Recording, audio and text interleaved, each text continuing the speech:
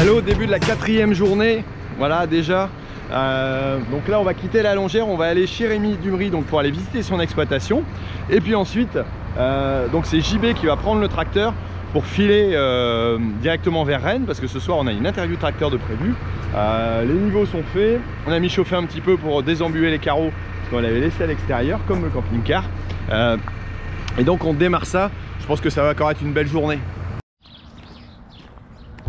Eh ben on entend encore les oiseaux chanter, même dans la Beauce, apparemment il y en a. Et puis il y en a un autre oiseau qui est en train de chanter, il est en train de faire le plein. Pour pouvoir repartir tranquillement, même si ça consomme pas beaucoup. Entre deux on préfère se sécuriser pour en faire un petit peu. Et là on va faire la visite de l'exploitation, je pense que Rémi va être ok pour nous montrer un petit peu ça. Salut Rémi. Salut Thierry. Ça va? C'est ton fidèle compagnon? Bah, c'est Django là, le héros des réseaux sociaux sur Twitter. On est pas mal à avoir des fox terriers à poil dur. Donc on échange sur cette race. C'est les Milous, c'est les idées fixes, donc c'est des chiens très fidèles à leur maître. Eh ben, c'est bien. Alors toi, tu es fidèle aussi à ta bosse? Ah oui, la Beauce. C'est ton pays. La Beauce. La Beauce, B-E-U. B-E-U, comme Beauce. Comme beau. Alors il n'y a pas de bosse, mais c'est la Beauce qui est... alors c'est beau parce qu'on voit très loin. Hein. On a une belle vue. Il n'y a jamais eu de haies. Certains voudraient qu'on nous mette des haies, mais il n'y a jamais eu de haies. Il y a quelques-unes qu'on a essayé à une époque de mettre des haies pour essayer de protéger nos perdreaux gris qui ont un peu disparu. Mais en fait, ce n'était pas la solution. Et puis il reste des bois sur des zones qui sont soit très argileuses, qui n'ont pas été déboisées à l'époque, ou très sableuses. Et c'est pour ça qu'il reste encore des bois. Et puis pas loin de l'autre côté, on a la forêt d'Orléans, la forêt de Bussy-Saint-Liphard. Et un peu plus loin la Loire, on est juste au début de la Beauce. D'accord. Si tu regardes par là, tu peux aller jusqu'à Chartres. Et là, tu as traversé toute la Beauce. Alors la caractéristique de la Beauce, c'est souvent des cultures céréalières, souvent aussi de l'irrigation qui a été mise en place il y a quelques années, ce qui a fait la renommée ou j'allais dire la richesse aussi de la Beauce quelque part. Et ici, vous êtes sur des exploitations plutôt céréalières. Toi, ton exploitation, elle fait combien de surface? Alors j'ai 164 hectares qui sont assez morcelés. Le grand événement, c'est les années 60, quand le maïs est arrivé et l'irrigation. Et la richesse de la Beauce, évidemment, c'est son sol, mais qui est relativement superficiel. On n'a pas des profondeurs de sol énormes, mais par contre, on a une réserve d'eau énorme en dessous, plus de 22 milliards de mètres cubes, qui nous permet de faire un forage à une trentaine de mètres et d'avoir les débits que l'on souhaite, en fait. Ok. Mais aujourd'hui, qui sont limités par une dotation, par l'administration. Donc on fait attention de respecter, on est obligé de respecter la quantité. Et bon, pour l'instant, on a des pluies l'hiver qui remplissent cette nappe. Et on peut comme ça irriguer. Et irriguer aujourd'hui tout type de culture. Donc les betteraves sucrières qui sont implantées dans les années 30-40. Et puis là, les cultures d'oignons, de pommes de terre qui se sont développées il y a maintenant une vingtaine d'années. Et à l'origine, c'est plutôt céréalier ici. Oui, sinon évidemment, c'est céréalier. Pas céréalier, mais ça a été aussi de l'élevage. Tu avais de l'élevage ici dans l'exploitation. Voilà, dans les années 60, quand je suis né, il y avait des vaches laitières. Il y avait beaucoup de moutons, aussi beaucoup de bergeries, hein, qui pâturaient notamment après la récolte des céréales, dans les chaumes. Et bon, c'est pour ça qu'on a des corps de ferme qui sont relativement importants, parce qu'il y avait encore de l'élevage et de la bergerie, quoi. Et puis sinon, il n'y a pas beaucoup de fermes isolées en Beauce. C'est beaucoup des hameaux où il y avait plusieurs fermes qui étaient regroupées et puis les terres étaient autour. Et on se retrouvait. Voilà. Ok, on peut regarder un petit peu le matériel que tu as pour ton exploitation? Alors moi j'avais été marqué parce que je suis venu pour écrire le bouquin dans les bottes de ceux qui nous nourrissent.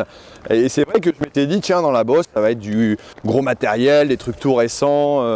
Et ben en effet, c'est pas ça du tout.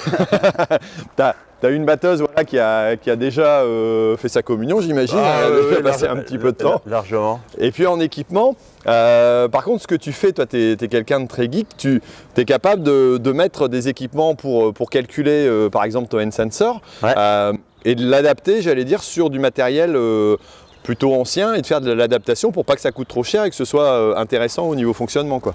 Voilà, alors c'est aussi la transition technologique. On ne peut pas changer tout le parc matériel, passer à l'agriculture de précision et avoir tout le dernier cri. sachant que 2 ou 3 ans après, ça évolue Ça encore. renouvelle tout le temps. Donc il y a toujours deux stratégies. Soit quand on achète du matériel neuf, on essaye de prendre le maximum de technologie puis pouvoir en rajouter dessus. Hein. Mais aujourd'hui, j'ai ici 4 tracteurs qui sont des tracteurs d'occasion que j'ai achetés. Il n'y a pas d'isobus dessus, mais par contre, j'ai toi, des guidages. Toi, tu as connecté, tu as mis tout ce qu'il faut. Voilà, j'ai un sensor, j'ai de la cartographie partout. Et puis je teste beaucoup de technologies maintenant qui sont sur les OAD, que j'essaye de reconnecter comme ça. Alors là, tu nous as sorti le pulvé, tu peux nous montrer un peu comment il est équipé avec le N-Sensor? Ouais, voilà. Donc après, on se retrouve avec des tracteurs qui ont 3-4 antennes GPS. Donc là, tu as plus de boîtiers que la moyenne, voilà. Je pense. Donc si on regarde un petit peu l'intérieur. Voilà. Bah là, j'ai pas tout. Donc ça, c'est un pulvé de 2003. D'accord. S'équipe. Mais à l'époque, ils n'avaient pas de solution d'agriculture de précision. Donc il y a un boîtier RDS qui a été, que j'ai monté moi-même dessus et qui me permet de faire de la cartographie. Et puis à côté, il y a le boîtier qui tourne sur un vieux Windows et où il y a tous les modèles Yara dedans. D'accord. Donc là, tu as le capteur N-Sensor qui va mesurer la biomasse, qui va être interprété par l'ordinateur et qui va faire une carte de préconisation. Et après, je branche un simple câble dans la régulation de mon pulvé qui va lui dire à cet endroit-là, tu mets telle dose. Voilà. C'est dingue d'arriver avec des connaissances, parce que tu as quand même un peu de connaissances. Tu es, un bidouilleur de génie, hein, je m'en suis rendu compte quand j'ai fait le bouquin. Tu es dans les pionniers aussi, avoir été sur les réseaux sociaux. Mais on arrive en s'adaptant à avoir du matériel qui est pas neuf, qui est fonctionnel, mais qu'on arrive à mettre sur des dernières technologies et des suivis que même certains tracteurs récents n'ont pas forcément. Voilà, et là je suis en train de penser de changer mon pulvé et de le rééquiper en fait celui-là avec un pulvé porté parce que ça me permet de passer dans nos terres un peu argileuses et difficiles et d'en faire finalement un automoteur mais à faible coût. Et puis devant mettre une réserve aussi plus importante pour qu'on fait gagner un petit peu en volume. Ouais, surtout sur les solutions azotées. Ah oui. On a besoin d'un peu plus de volume. Et en faisant des devis, en demandant différentes marques, j'ai du mal à retrouver l'équipement que j'ai aujourd'hui, avec la technologie qui est là. Donc il y a des marques qui ont suivi, mais tout ce que je leur demande, notamment de pouvoir avoir la carte de préconisation et de récupérer la carte d'application réelle qu'on a besoin après pour pouvoir comparer avec les cartes de rendement qu'ont fait la moissonneuse, et toutes les marques ne font pas cette carte de rendu. Et elle est importante pour faire les expérimentations. Ouais, c'est incroyable ça. Et bon, tu as encore un boîtier que tu as remis là, il y a un petit quelque chose au-dessus. Ouais, alors là j'ai une barre de guidage classique, j'ai un écran couleur Raven dedans qui me permet d'alimenter aussi en position GPS tous les autres appareils, on les reconnecte. Ouais. Et puis l'année dernière, je me suis acheté de l'autoguidage. Et j'ai voulu qu'on puisse le mettre sur ce tracteur-là, mais je le mets aussi sur un autre. D'accord. Donc je déplace, en fait, c'est le volant. Et je déplace l'antenne aussi. Alors j'ai monté les faisceaux dans les deux cabines. Parce que globalement, ce tracteur-là, il fait les épandages, engrais, phyto, et puis il fait un peu de l'irrigation aussi. On a besoin des tracteurs pour déplacer les enrouleurs ici. C'est pour ça que j'ai 4 tracteurs. pour un agriculteur. Tu vois, celui-là, il fait 6 mois de lève-palette et 6 mois d'irrigation. Il fait 6 mois dehors. Voilà, c'est un vieux 40-40, mais qui rend super service. Et l'autre, il est essentiellement pour faire les semis, puis là, il a le chargeur aujourd'hui. Donc là, celui-là, je lui mets ma caisse avant de semis. Et puis je mettrai aussi sur mon prochain pulvé la réserve à l'avant. Et la réserve à l'avant, je veux aussi m'en servir avec le pulvé derrière, mais aussi pour faire de l'incorporation d'azote liquide pour les semis sur betterave par exemple, et les semis de maïs. Et pourquoi tu t'embêtes à, j'allais dire, essayer de, bidouiller entre guillemets, de monter les technologies, tout ça, c'est par intérêt ou alors il y a quand même une raison économique derrière? Alors, il y a forcément un peu d'économie, il y a un peu de technologie, et puis aussi de la souplesse. Tu vois, ma caisse avant de semis, derrière, je peux monter 5 semoirs différents. Et cette année, pour faire mes semis, j'ai utilisé au moins 3 semoirs. Et j'en ai même bidouillé un vieux que j'ai remis au goût du jour, parce que comme j'ai ressorti la charrue cette année sur des problèmes de résistance vulpin raiera, Ben, j'avais finalement, puisque je suis en TCS depuis 2000, j'avais plus de semoir pour repasser sur du labour, quoi. Mais comme j'avais gardé mon vieux semoir qui coûtait 1000 €, et puis j'ai dit finalement je vais le garder, un jour ça pourrait servir. Alors je vais te montrer, je l'ai transformé. D'accord. Et au niveau équipement pneumatique, c'est important de bien choisir ses pneus pour toi sur un tracteur? Bah oui, c'est évident parce que même celui-là, il en a 3 paires, tu vois. D'accord. Il a les grosses, là, tu vois. Là, donc c'est pour la partie d'hiver, entre octobre et puis en ce moment, là, début mars, pour passer, pour faire les traitements d'automne et puis les premiers rapports d'azote, parce qu'on a des sols qui sont quand même très argileux et pour bien passer aux bordures des bois et tout ça, il faut des équipés comme ça. Après, j'ai la dimension classique, hein, alors que pour faire de la route ou pour faire la partie sur la moisson. Et puis après, j'ai les petites roues étroites, avant et arrière. Et ça, c'est pour faire les traitements sur betterave et puis les derniers traitements sur céréales. Voilà, pour faire moins de dégâts dans la culture.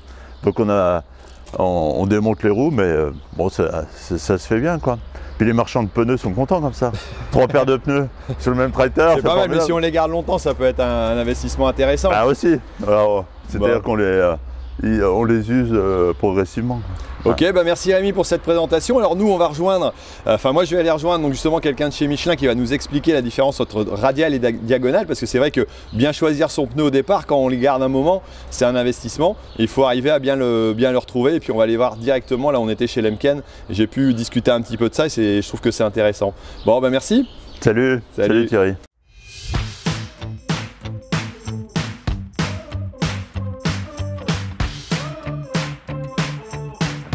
Salut Guillaume. Salut Thierry. Ça va? Très bien. Bon écoute, ici on est autour de matériel agricole et on a des pneumatiques un petit peu différents. J'aimerais essayer de comprendre les différentes structures qui existent, les intérêts de chacune. Alors il existe du radial, du diagonal, mais c'est quand même assez complexe. Alors est-ce que tu peux me dire par exemple celui-ci, comment il est constitué? Alors effectivement, il y a 2 grands types de structures qui existent en fait au niveau des pneumatiques. La carcasse diagonale, appelée bias également, et la carcasse radiale. Donc ici en fait, nous sommes sur une carcasse qui est diagonale, c'est ce qu'on rencontre très fréquemment en fait sur ce genre de véhicule. C'est l'espèce de pneu ballon qu'on a comme sur les avions, c'est ça? Alors c'est pas tout à fait comme sur les avions, mais effectivement c'est un pneu qui fait ballon. Tu as très bien résumé en fait ce que ça représentait, puisqu'on a une forme arrondie quoi. Qui est très arrondie avec des épaules qui sont tombantes. D'accord. Alors c'est lié en fait à la structure du pneumatique. Okay. Donc la structure du pneumatique, nous sommes ici avec donc, des nappes qui sont croisées en fait, qui partent d'une tringle à l'autre et qui sont solidaires. C'est-à-dire que la carcasse, elle est monobloc, elle est d'une seule pièce, ce qui fait qu'en fait les déformations qu'on va voir au niveau du flanc du pneumatique vont être transmises à la bande de roulement. C'est aussi ce qui donne cette forme en fait très arrondie de ce type de pneumatique. D'accord. Et quel est l'intérêt d'utiliser ce type de pneu? Alors l'intérêt en fait, il est essentiellement sur ce genre d'outils traînés, il est essentiellement en fait au niveau du coût de fabrication en fait de pneumatiques. D'accord. C'est la plus ancienne technologie en fait qui existe dans le pneumatique aujourd'hui, donc c'est la carcasse diagonale. Mais au-delà de ça, en termes de respect des sols ou même en termes de comportement routier, on est sur quelque chose qui va être beaucoup moins efficace que sur le pneu carcasse radiale. D'accord. C'est les pneus qui ont été créés aussi comme pour des pneus de vélo au départ, quoi. C'est un peu ce système-là, quoi. C'est tout à fait ça. En fait, ce type de carcasse existe depuis donc la fin les années 1898, si ma mémoire est exacte. Donc c'était la toute première génération de pneumatiques.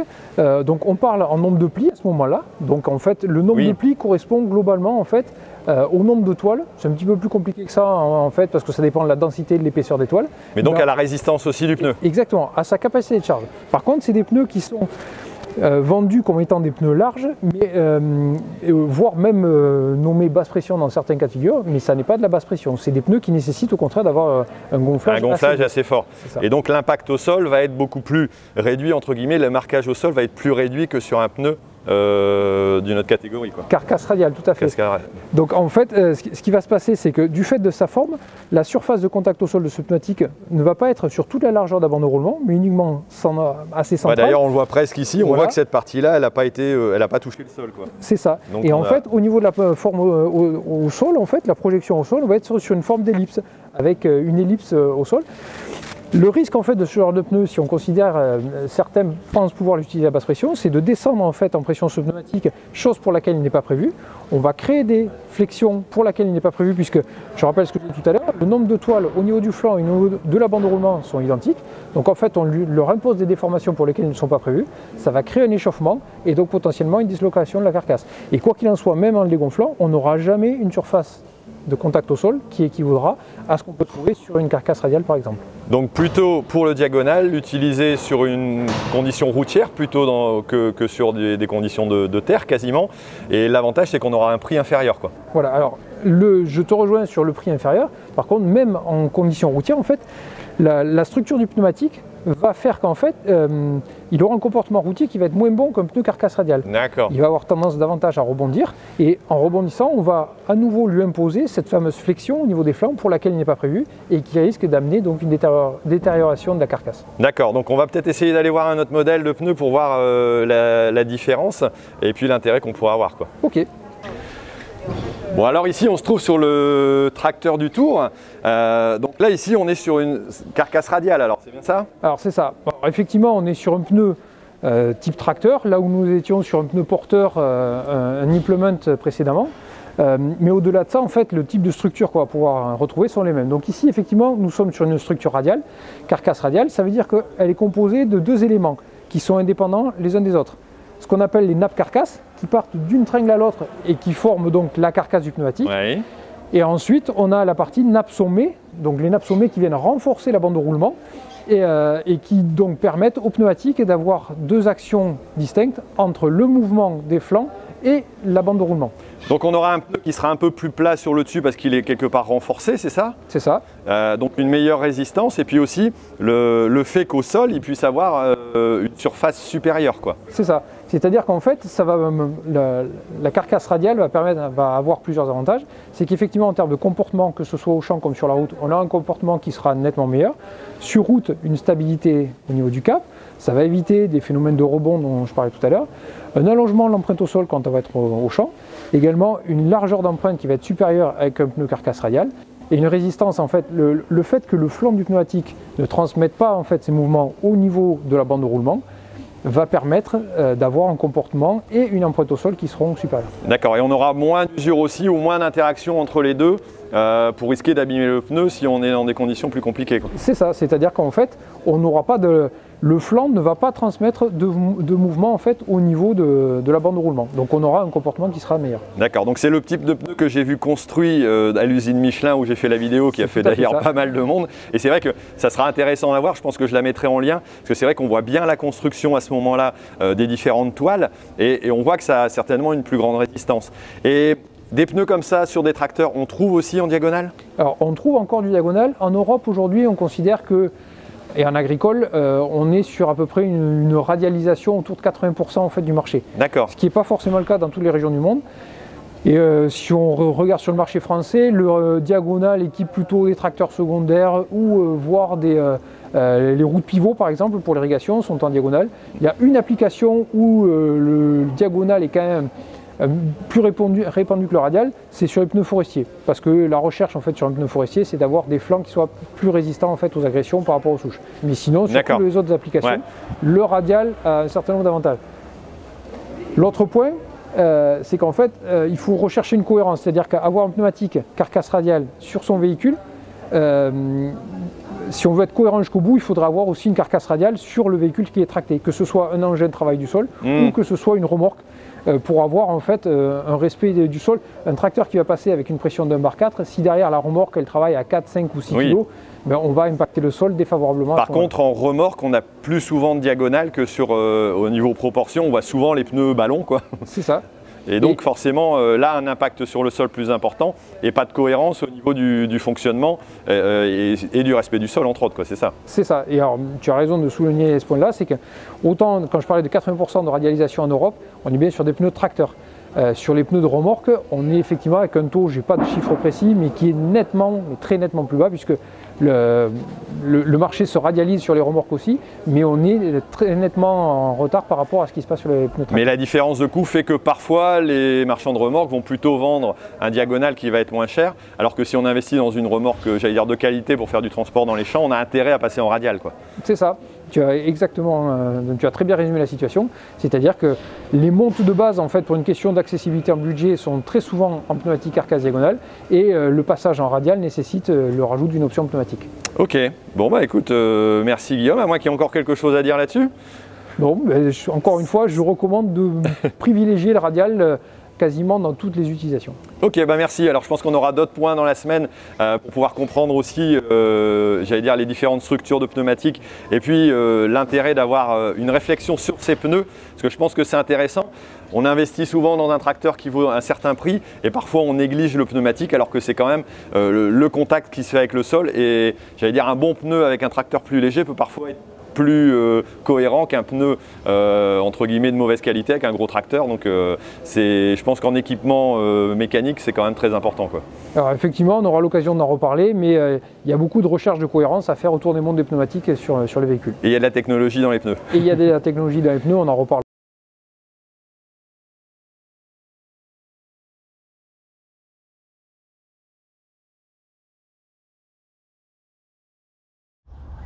Alors entre deux déplacements, Guillaume s'amuse à faire les montages et nous on est arrivé à nouveau chez Lemken.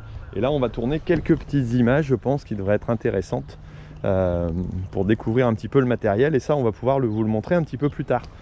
Il faut garder un petit peu de suspense et puis de contenu pour les autres jours, hein.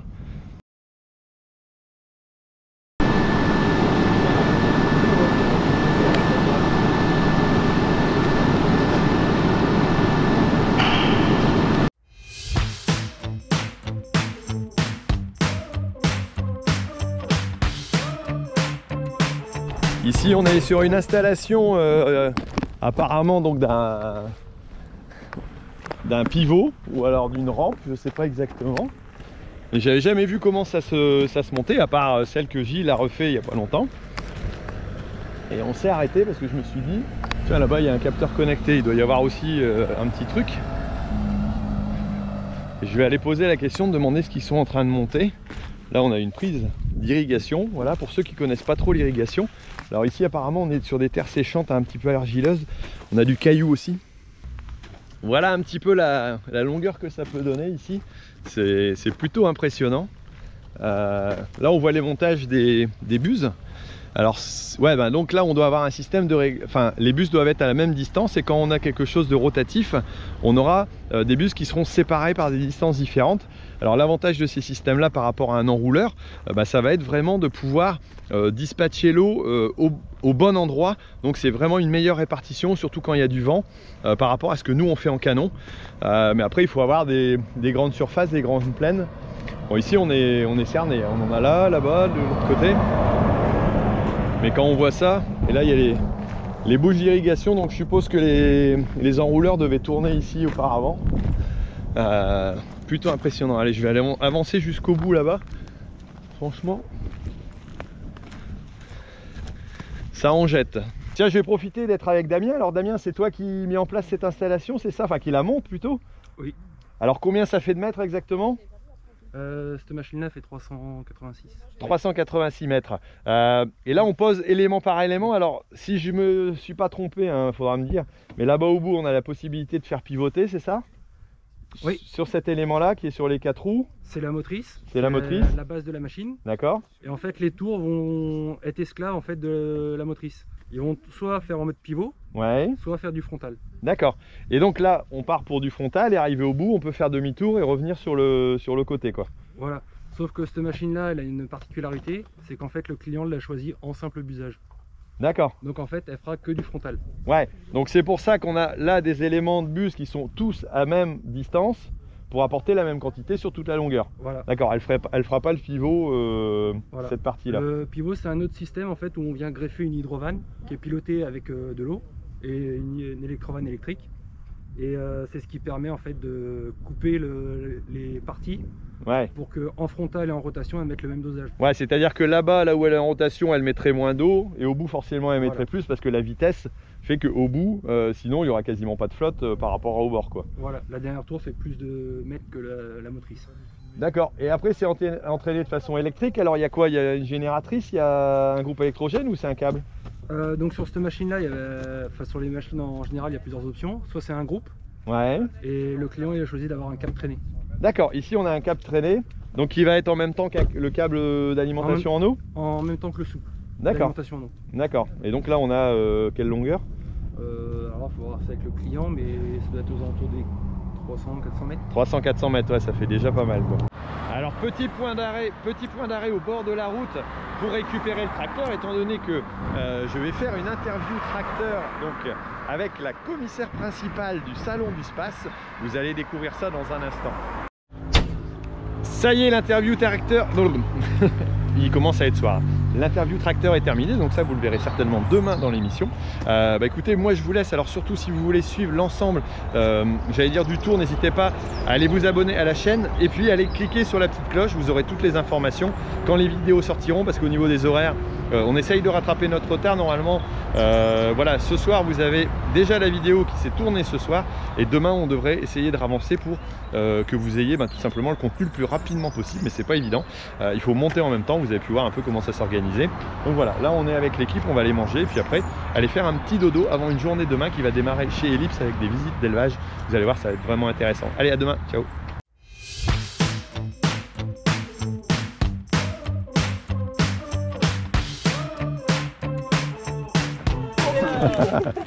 Oh oui, oh oui, il est content, hein. Oh oui. Salut toi. Il est trop mignon. Tu montres comment tu sautes en interdit, hein. Des fixes, hein, c'est cette race-là. Et pour un chien hyper curieux. Pour un Tintin comme moi, il faut... Ça va, tu fais le tour du propriétaire?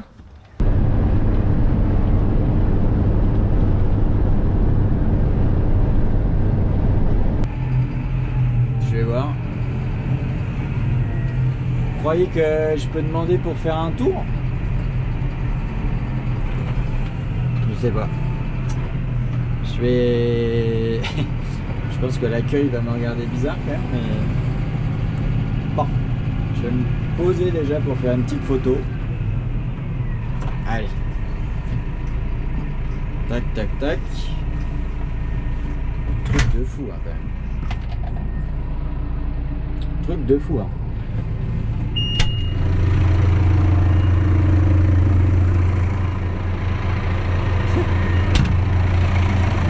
Alors, je me recule un peu, il y a des gens qui me regardent bizarre quand même. C'est quand même pas un peu la classe ça? Si, hein. Je prends l'hôtel des 24 heures, voilà. Tiens, une grande ligne droite, je pars comme une balle. Je me fais doubler. Oh, les salauds. Bon, un petit point circulation. Il est 3h30. On roule toujours. Il reste 90 km avant Rennes. Voilà. Donc là on est dans la Mayenne. C'est beau hein, la Mayenne. Parfois j'aperçois des copains agriculteurs. Parfois j'aperçois des vaches. Là trop tard, j'ai pas tourné le truc. Bon voilà. Vidéo sans trop intérêt, je vous l'accorde. Bon alors maintenant, la petit peu que je dois aller faire les courses. Alors je suis garé sur le parking d'Intermarché. Voilà, on va faire les courses pour ce soir. Il faut ramener du vin et tout. On est invité, hein, on peut pas venir les mains vides. Bon bah voilà, je vais faire les courses. Pendant ce temps-là, j'attends toujours la fine équipe pour me reprendre. Hein. Allez, salut hein. Ça y est, on a donc fait les courses. On peut y aller. Il était bien le tracteur là. Bon, l'essentiel c'est qu'on puisse s'en sortir. Donc on a tout ce qu'il faut.